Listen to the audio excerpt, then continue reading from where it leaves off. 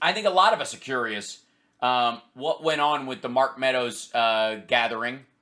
I like the max headroom thing, and as long as the audio is okay and it doesn't like freeze totally, we'll be okay. Maybe I need to restart the computer every time the show. The stuff.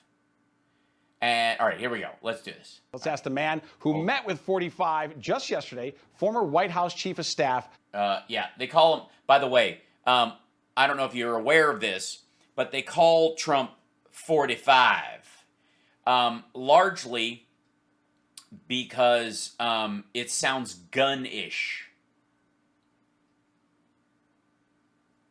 That's why. It sounds macho. By the way, Trump, to my knowledge, has never fired a gun.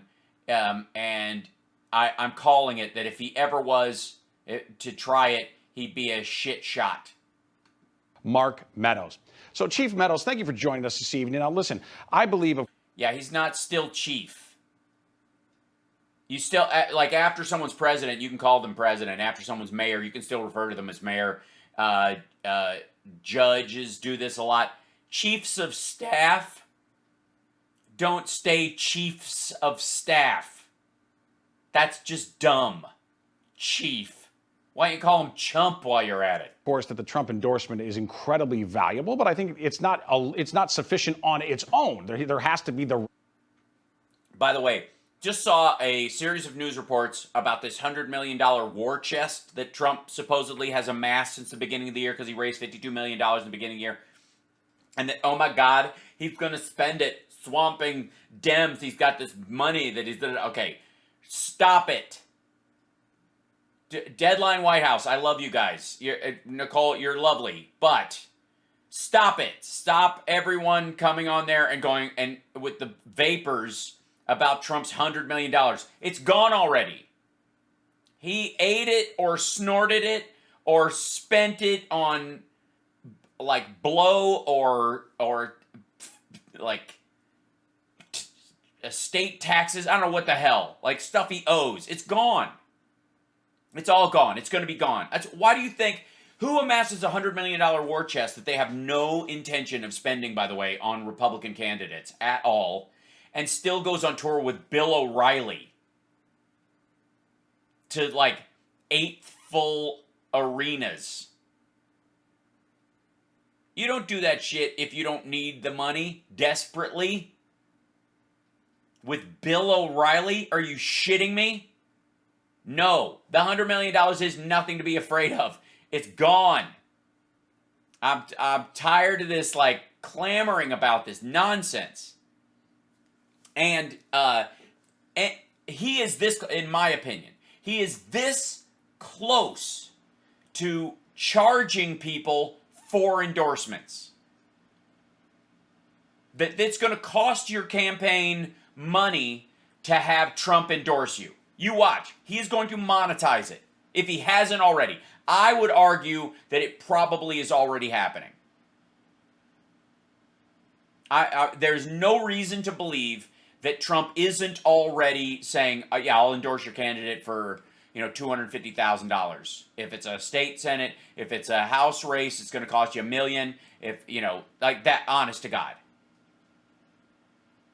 There's no $100 million. Piss off with this nonsense. And then this whole it's no guarantee that if he endorses somebody they're gonna get, I don't know, there's no guarantee. Yeah, no shit, because he just lost. And by the way, what's this all about? Remember, and longtime viewers, bless you, you know this. But when you watch a segment like this, where somebody has somebody on it as a guest and they're presenting some sort of idea, and they'll say something incendiary or something stupid, and that's what carries the day, you have to remember that there is, before they ever get on the air, there's a phone call either from the producer or the segment producer or the actual host themselves, if they're friendly, with this person or their camp to have them come on to talk about an issue. And there's a tit for tat about, well, what do I get to mention? Do I get to plug my book? Do I get to push some other thing? All that conversation happens beforehand, okay? And This, especially on Newsmax. Nobody goes there for free. It's a waste of time. So what's really this segment about? The illusion that there's a cabinet and that he's still chief of staff and that Trump is still president, because that is crucial to raising money off these idiots. If you want maggots to believe that Trump is going to be president again in September, these assholes have to make regular appearances on television acting like it. That's what it is. That was already arranged before this happens. And the other, they constantly probably have a thing where they have to, I don't know, tell this kind of story about, like, no, Trump's on it. He's so smart. He's smarter than I've ever seen him. He's more awake. He sleeps less now. Like that kind of story. We'll see. Candidate, there has to be the right policies. And in this case, as President Trump himself pointed out, both candidates were America First people. So it was, in this Texas race, it was really sort of heads or tails. We win either way. Yeah, no, it wasn't. No, it really wasn't. If it was, why'd he get into it? The person he backed lost. You can't just say he's a Republican, so America First, and it's kind of an America First. No, Trump's choice lost. Is that the reality? Well, the reality was there wasn't supposed to be two Republicans in this special election. You know, special elections are tough. You get low voter turnout. You get all kinds of Democrats. Yeah, it's only the hardcore activist class of a party that shows up for a special election. So you can't expect the real Trumpers to come out. Obviously, the establishment Republicans. Texas crossing over. But the fact of the matter remains, the President Trump's endorsement not only has power, but it has unbelievable power, perhaps at historic levels. Yes, that's true. It is not believable that Trump's endorsement has power. I'm with him on that. You know, we just recently got a poll back from both Texas and Arizona. Approval ratings for Donald Trump, 91, 92%. You don't get that after being in office for 4 years. So, well, sure you do. Here's how you do it. Guys, you want to know how you do that? You want to know how you get 90% approval rating after you've lost an election, lost the House, and lost the Senate, and put 3 Supreme Court justices that magically somehow aren't voting the way they're supposed to, right? According to that story. How do you get 92%? Okay, this is how it works. Let's say, round number, we've got 1,000 people in the group we're talking about. And I'm in charge of 1,000 people in this group, right? This is I'm the big boss man of the RNC of this 1,000 people, right? And I shit the bed so bad over the 4 years I'm in office that a full-on 60% of them leave the party entirely. Now we're left with 400 people. 360 of which are hardcore supporters of mine. See, we're not counting these other 600 people who left. I mean, they're still Republicans, and they still, but they're not signing up for shit. And when the pollster calls, they're like, "Would you like to take a poll about Donald Trump?" Click.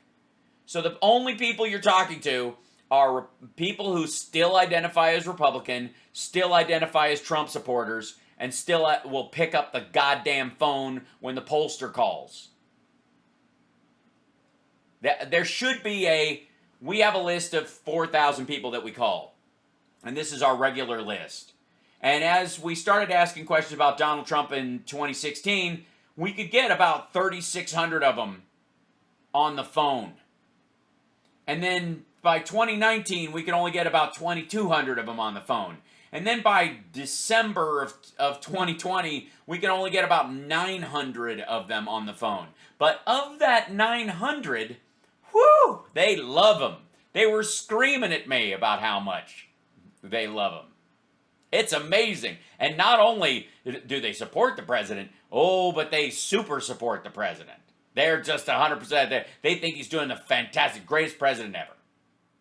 That's how you get 92%. You drive out every sensible person. And when you call the sensible people who still are registered Republicans, they don't answer the poll. So you can only register people you've actually talked to. Yeah, he's huge.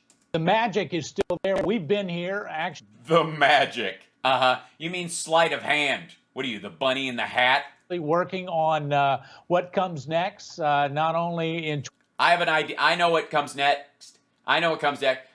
Debt and indictment. I mean, not right away. There might be some like embarrassing personal shit that comes out. A couple more books. Probably going to be some more DOJ memos that prove that he was trying to destroy democracy while he was in there. Let's see. You know, there might even be a drawing on Putin's desk of Putin's literally having Trump by the balls, something like that that'll leak out. But then, shortly thereafter, what comes next is indictment and debt. 2024, but how we win back the House in 2022, and some of these state houses like Virginia. You do have a problem with. See, in this election, you claim dead people are voting, and in the next election, you're going to have a problem trying to get dead people to vote because your own voters are being murdered by your own governors. That's your. Remember, hashtag cremate the vote. So it's been a very productive couple of days. I'm still here at Bedminster, as you know, but wanted to join you to talk about really a president that is fully engaged, highly focused. What did I say? I wanted to join. I'm still at Bedminster, but I wanted to be here to tell you about a president that is fully engaged. He's not adrift. He's not babbling about bullshit and going over the same ground and telling the same stupid stories like some drunk at the end of the bar who won the big game in high school. No. He's guys, he's got a lock on reality. And that's why Mark Meadows needed to come on Newsmax and basically tell Newsmax, but don't worry, he's not slipping. Don't believe your lying eyes. And remaining on task. Chief, do you want to break any news from your meetings with President Trump? Well, we met with some of our cabinet members tonight. We actually had a... They don't have a cabinet, by the way. The KISS Army is more of an army than the Trump cabinet is a cabinet. I'm just saying. And I'm a member of the KISS Army, so I would know. A follow-up member meeting with some of our cabinet members, and as we were looking at that, we're looking at what does come next. But he said by the way, he said cabinet twice, so that's underlined on the paper, and that they have field tested that phrase so that the QAnons and like him saying cabinet just caused nipple erections across the entire right-wing, Q-sphere. That's why they said it. I'm not the liquor cabinet. To speak on behalf of the president. Okay. But I can tell you this. I'm not advised to speak on behalf of the president. I thought you were his chief of staff in his current shadow cabinet. Steve, we wouldn't be meeting tonight if we weren't making plans to move forward in a real way and with President Trump at the head of that ticket. Well, yeah, because you're not chief of staff. You're basically being brought on in a campaign official way for the super PAC, though, which means they can spend the money anywhere they want. Yeah, well, hey, you can't blame me for fishing a little bit there, right? Regarding you know a lot about the House of Representatives as an alum, and regarding the House, I really believe that in terms of, and of course I want to take the Senate as well, but focusing on the House right now, I really think we can borrow perhaps from the 1994 Contract with America strategy of Newt Gingrich. Yeah, try that. Try a America First contract for strategy of MAGA America. Let's listen to Gingrich talking then. It tells you something. It tells you something about how out of touch they are with the American people.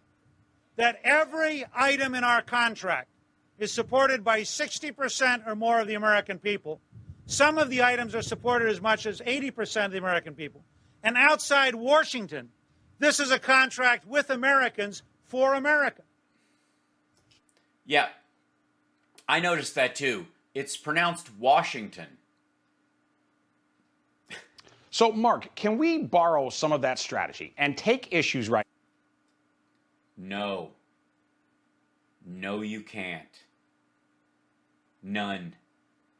You effectively have immigrant fear and some baseline social issues, cultural issues that you can declare a freak out on.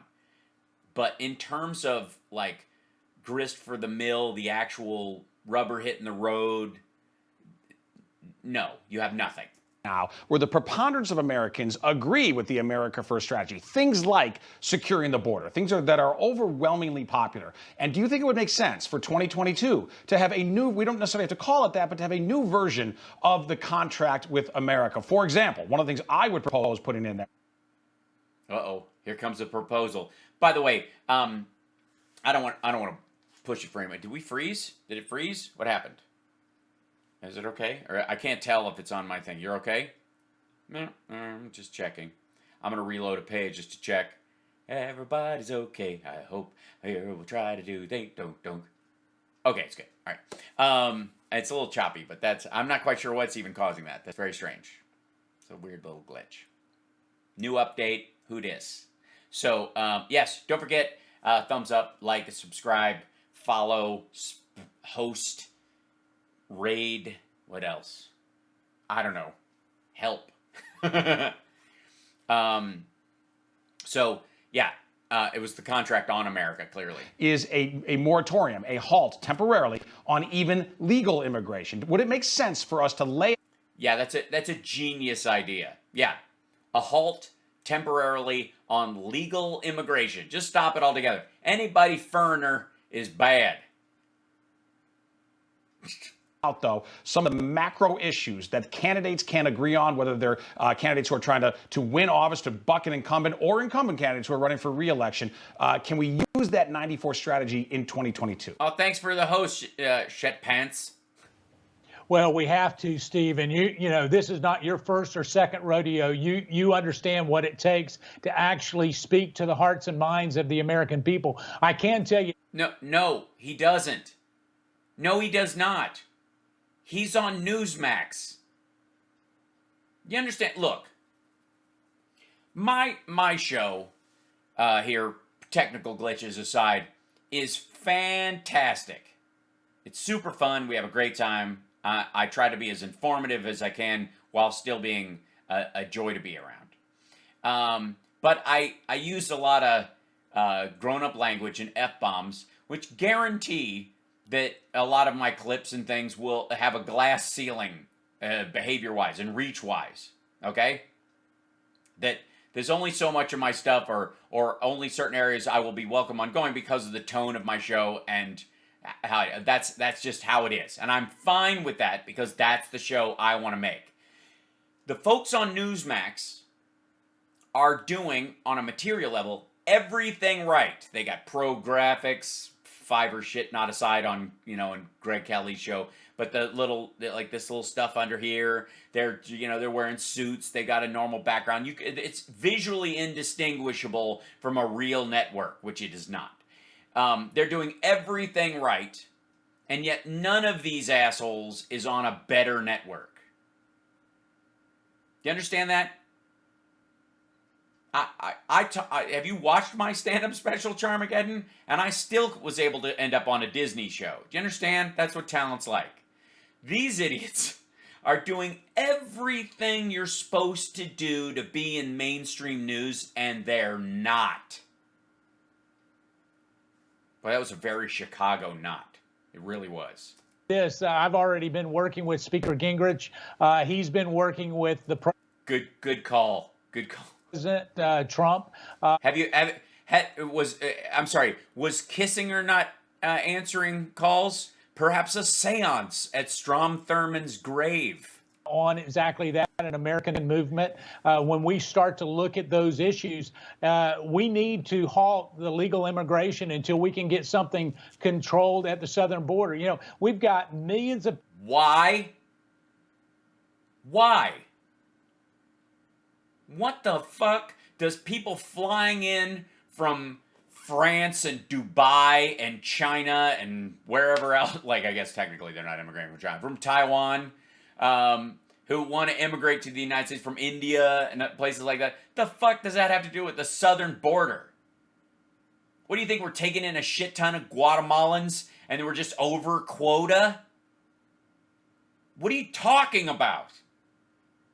There's almost no overlap in the legal immigration issue and the illegal immigration issue. Almost none. As a matter of fact, categorically, the people come from entirely different financial strata. Not to mention the fact that this sounds kind of like a backdoor way of saying, screw the Afghans that helped us during the war, leave them there. Because you don't think the Newsmax people want refugees that helped us from Afghanistan living here, do you? Right? People now that have come over in the first 6 months, and the interesting thing is they're getting not. The fuck does it? Okay, Newsmax, newsroom cutter. What's the first thing we saw? An ambulance, and then a bunch of people, like children, trying to what? That kid's trying to squeeze through over there. See him over there on the edge? Only somebody needs to. Meadows, talk to Trump. His design is shit. How are we supposed to keep out these 8-year-old MS-13 members, which are, I mean, obviously calling them a member is understating it a lot. If you're 8 years old and you're MS-13, you're basically a godfather by American standards. I mean, you've got 9 kills under your belt. You have a hollow leg full of crystal meth. You're a businessman. We're essentially threatening to arrest people on Capitol Hill for wearing a mask. That's an old picture. Remember that? That was a controversial picture from last year. But we're allowing people to pour over our southern border, and we're giving them actually. No, we're not. The ability to come in and do work for free, essentially without any kind of merit-based system. But here's the other interesting thing. Well, okay. First of all, that's bullshit. Let's just set that aside. But I have to say, and I think probably everyone listening to me, even the trolls would have to agree, that wanting to work for free is in and of itself a merit. Holy shit. You know what America could use a lot of? People that would work for free. What the fuck are you talking about? Right? Yeah, I agree. I mean, I'm not even pretending that's just not like hyperbolic bullshit it doesn't even, I don't even know how you pound that square peg in there. But I would say that's a merit. You know what I mean? I'm surprised that's not on everybody's, Tinder, Grindr, Match.com list. Will you take out the garbage and do laundry and stuff like that without taking it out on me? Yeah, right. No, Betsy, that's not even slavery. Slaves couldn't escape. These people apparently, according to Mark Meadows, are willing. Is it a fetish? I don't know what the fuck he's talking about. And by the way, if this image doesn't strike fear into your heart of the coming horde, look at that. It's just like a knife of adorable stabbing right into the eagle of America. You pointed this out. It's not only that. We need to be for voter ID. I mean, everybody that looks. Yeah, then give one out, fucko. Give everybody an ID. National ID. It's scannable. If anybody who misuses one or uses a stolen one, automatic 5 years, no problem. Everybody gets their ID. The federal government provides it. The states can't take it away. It's your permanent identification. It has nothing to do with whether you can drive in a state or whether you live in the state. It will be registered. When you register, you use that number, just kind of like a secondary Social Security number that's on your national citizenry ID. and when you go into to register to vote, scan that fucker, and now that attaches it to that precinct and all that kind of stuff, and your vote can't not go there. And as a matter of fact, how about this? Check out the solution, man. You go into the wrong precinct. The registration from your federal ID card automatically directs your ballot and your vote to the proper precinct. You go and they give you a provisional, it flags it because of that number associated with it, automatically digitally attaches it to the proper precinct and where you should be. Matter of fact, you scan it in any machine that's been cleared for voting in the United States, and it only sends your vote to the precinct you're supposed to. So you can go vote in person anywhere in the country, and your vote only counts where you're registered to vote. How you like that shit? So college students, for example, with all these and the North Carolinians, South Carolinians, they'll get all behind this. Why not? How about that? You're going to school in North Carolina, and they're like, these fucking New Yorkers are going to come down here and turn us all liberal. So we're not going to let them vote or, make it harder to mail their vote and blah, blah, blah. So you take your federal ID, you walk into any voting area in the United States, and when you slide that card through, if you use that, if you don't have it with you or you don't have it for some reason, you can do the old traditional, this is my address, I always vote at this precinct, I don't go anywhere else. But on top of that, you could also do this on any machine, and it automatically only counts your vote in the precinct you are registered to. And you can use any machine in the country. And anybody who double votes or tries to double vote or uses their ID and gives it to somebody else, any of that bullshit, automatic 5 years in prison. I have no problem with that. Try that on for size. And I'm not against voter ID. I'm against assholes like him and him figuring out ways to take away people's ID right before Election Day. Because that's the problem. Or changing the rules like, well, it's expired, so it doesn't count. Still true. A driver's license is no longer valid as an ID, even if it's expired, because it's still true. It's a document that was true and maintains its truth. The only thing that is expired on a driver's license ever is your right to drive in that area.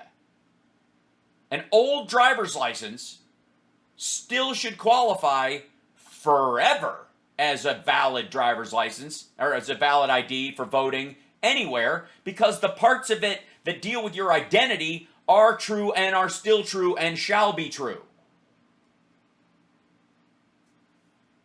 And again, if anybody tries to double vote and has two addresses and they got two driver's licenses, I'm going to fuck them.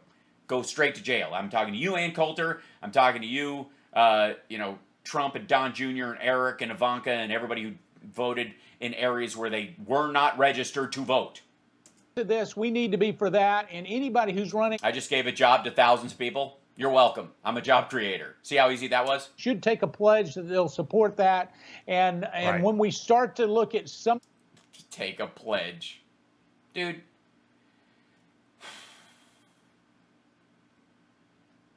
Pledge allegiance to the flag of the United States of America and to the republic for which it stands, one nation under God, indivisible, liberty and justice for all. I don't take a pledge to some piece of shit paper that you wrote because Trump is your king now.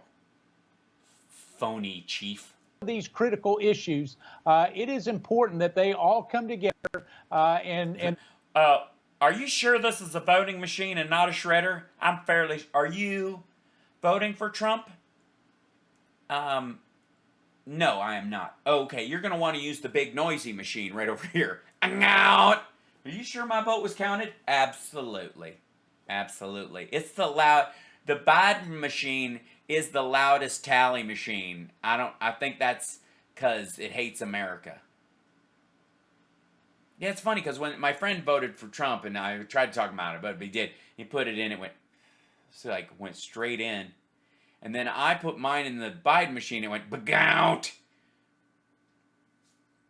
Is that okay? We work on that front. No, I like that one too. Let's put voter ID in there as well. By the time we're done with this segment, Mark, you and I are going to come up with the full pledge, whatever we're going to call it, the America First contract, whatever it will be. But you're right. Yeah, just call it whatever. The America First contract. Can you state that what you mean is America First in living up to its promise and staying to its constitution and protecting democracy in terms of America First, and not what Trump means, which is America First on the chopping block? America is my first bargaining chip kind of thing? Voter ID is another issue. That poll Thanks, say what? 80%. I mean, that's an 80-20 kind of issue. And by the way, it polls in the 80s for minorities. So minority Americans know that there's nothing racist. As a matter of fact, I would argue it's the opposite. Saying that there's something racist about requiring IDs is itself, in my view, actually a prejudicial and, to me, highly insulting view. I mean, that because I'm Hispanic, I'm incapable of maintaining an ID and furnishing it when I go to vote. I mean, that's an incredibly disrespectful note. Well, no, it's obviously dealing with impoverished areas and the statistical amount of people who are black and Hispanic who are in impoverished areas. The wealthy ones don't have a problem in any category. This is why, by the way, that the Republicans' voting laws are fucking themselves into a cocked hat, because there are more white trash maggots out there who are going to be screwed by these voting laws than there are black people in the entire country, and about half the population of all the Hispanics in the country, if not more. So, on its face. When he says voter ID, by the way, when he says voter ID, he means picture ID. And I, honest to God, describe Mark Meadows leaving a crime scene. Or from his ID. Yeah, I don't know. Yeah, it looks like a kind of like an orange thumb with hair. Question, and briefly, if you would, please, Chief. We don't have to wait till 2022. We've got off. Jesus, the Chief thing. Was that in the rider? You had to call him Chief every time? There's something wrong with the name Mark? Because he's not a chief anymore. He's not even Congressman Meadows. He's Mark. Call him Mark. Elections this year in... because it's not for its name as in lining it with one of the apostles, but Mark as in sucker. Virginia. And Youngkin is doing very, very well. A very America First candidate in a blue state. He's polling practically neck and neck. Do you think he can pull this out in blue Virginia? I do think that candidate Youngkin can do it. I think he'll soon be called Governor Youngkin. And when we do that, we're going to move it from... Governor Youngkin. Blue to red. I can tell you, I've been working with Todd Gilbert, who's the minority leader in the state house. There's house races up. We're going to flip it. You will see President Trump involved in that. No, you're going to try to do that with gerrymandering, Mark. You are not going to be able to do it based on any additional input or help from the former guy. You'll see CPI, where I work, the Conservative Partnership, involved in that. But as we look at that, it's all about voter education and making sure that they understand what matters to them. But we're going to see a red wave in Virginia come this November. And quite frankly, it's going to astonish a lot of people in Washington, D.C. and around the country. There is a red wave right now. It's called the Delta variant. And it is killing and demoralizing Trump voters at an extraordinary clip. And as we get into the fall, when all the other respiratory illnesses kick back in, we skipped the flu because of masks last year. The masks not only slowed the spread of COVID, but it literally diminished flu deaths to the lowest point in decades. Well, guess what? The flu is going to go back to taking lives this fall. Old people and children alike. On top of COVID and the Delta variant, because these assholes don't want to do anything about it. Never mind rolling COVID. You think people are going to be... You don't think you're going to be talking to, like, revolutionary psychopaths instead of regular voters next year, Chief? because COVID is cooking their brains. I love it, and I think you're right. I think Old Dominion is going to go back to red, and that'll be a great momentum builder for nationally for 2022. Chief Meadows, thank you so much for your time this evening. Appreciate it. Great to be with you, Steve. Thanks so much. Thanks so much. Thanks so much for calling me Steve, and thank you so much for calling me Chief, Steve. I mean, I am not a chief of anything. I think that is literally the first time I've ever heard someone call a former chief of staff chief, like he was a fucking police chief or an Indian chief or a chief. Good Lord. Country hell. Thief is more like it, yeah. Just the ignorance.